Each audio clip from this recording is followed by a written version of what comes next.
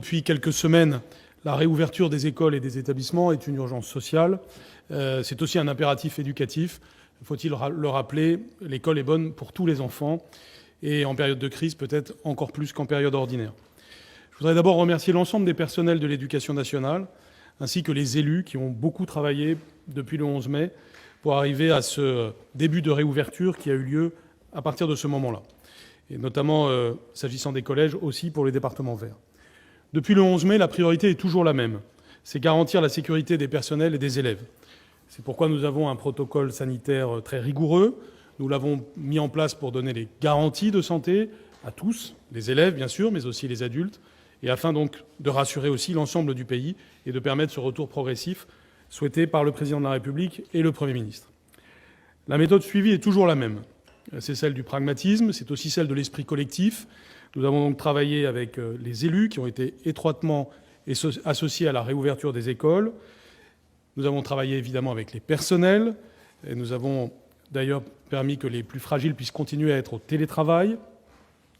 Et puis nous avons eu aussi un travail avec les familles, par l'information aux familles, en continuant à offrir un enseignement à distance aussi, et bien entendu en tenant compte du fait que la situation au mois de mai était une situation d'amorce, une situation nécessairement imparfaite, mais une situation qui permettait des améliorations progressives. Après cette amorce du mois de mai, nous devons arriver maintenant à une amplification au mois de juin. Et donc nous allons le faire dans le respect du protocole sanitaire et en ayant aussi à l'esprit ce que nous préparons pour le mois de septembre. S'agissant des écoles, je voudrais commencer par faire un bilan de la première phase que nous venons de connaître depuis le 11 mai. Comme vous le voyez sur la carte, plus de 80% des écoles primaires ont été ouvertes et ce chiffre progresse chaque jour. C'est plus de 90% des communes qui ont décidé de rouvrir leurs écoles et nous travaillons avec le 10% des communes restantes pour atteindre l'objectif de 100% dès la semaine prochaine. Nous avons noté une légère différence entre les départements qui se trouvent en zone rouge et les départements qui se trouvent en zone verte. C'est d'ailleurs normal. Si, par exemple, dans le département du Finistère, 100% des écoles sont ouvertes, dans l'Oise, qui est un département qui a été particulièrement touché par l'épidémie, eh bien 58% des écoles sont ouvertes et nous sommes en constante progression. On peut voir aussi la proportion des élèves en école primaire. À ce jour, on note encore une différence sensible entre les départements verts et les départements en zone rouge.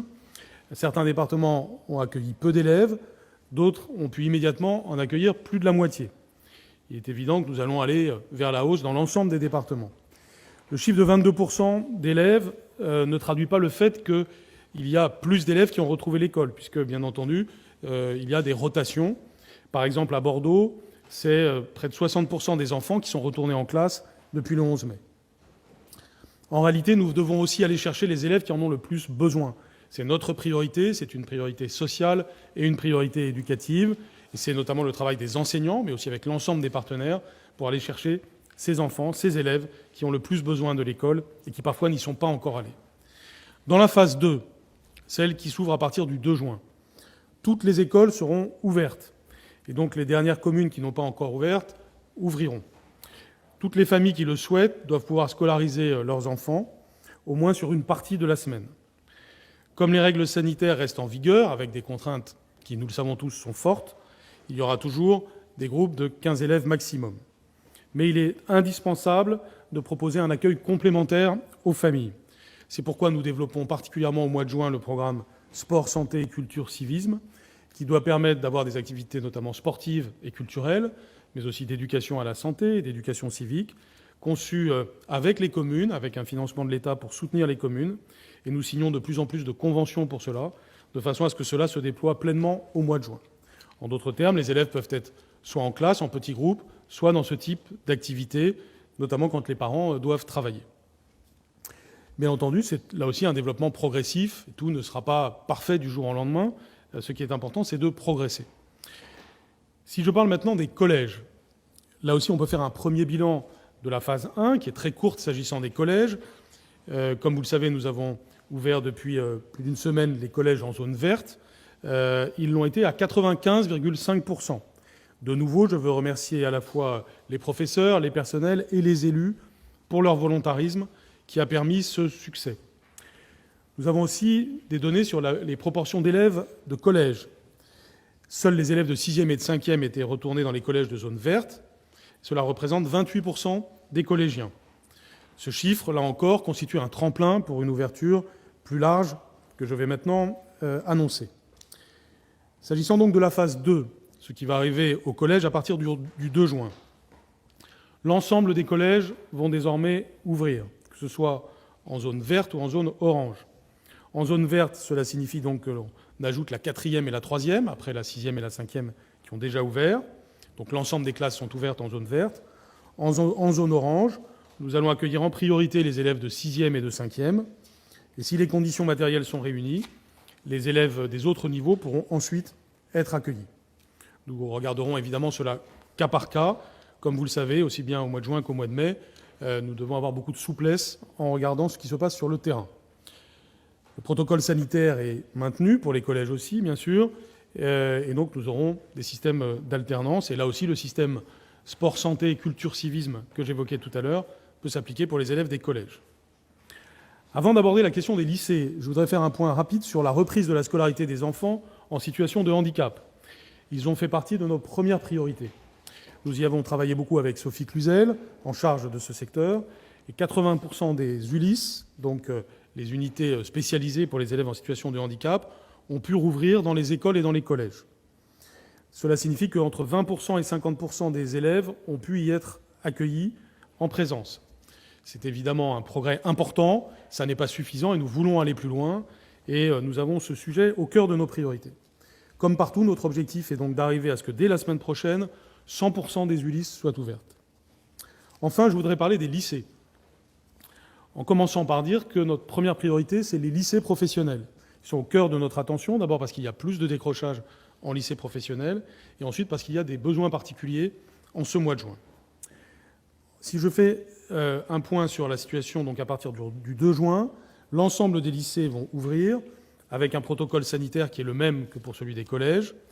En zone verte, cela signifie que les lycées généraux, technologiques et professionnels vont rouvrir et accueillir progressivement les élèves, au moins sur l'un des 3 niveaux pour commencer. Ensuite, ils pourront évidemment ouvrir d'autres niveaux en fonction des situations locales. Là aussi, nous laissons beaucoup de souplesse, faisant confiance aux proviseurs et aux équipes localement, avec un travail qui, je tiens à le souligner, comme pour les départements, a bien commencé avec les régions. En zone orange, nous sommes évidemment plus prudents. Les lycées professionnels ouvrent aussi, mais ils accueillent en priorité les élèves qui ont besoin de certification professionnelle, c'est-à-dire les élèves de terminale et les élèves de CAP. Pour les lycées généraux et technologiques, les élèves sont accueillis sur convocation de l'équipe éducative pour des entretiens individuels ou du travail en tout petit groupe. D'ici à la fin de l'année, l'objectif que nous nous fixons pour les élèves donc, des lycées généraux et technologiques de la zone orange, c'est qu'ils puissent avoir bénéficié d'entretiens pour faire le point sur leur projet d'orientation et éventuellement, s'agissant des élèves de terminale, sur le suivi de Parcoursup. Enfin, et pour terminer, je voudrais parler de l'épreuve anticipée de français. Depuis le début de cette crise sanitaire, nous avons eu toujours 3 facteurs pour raisonner sur cette question.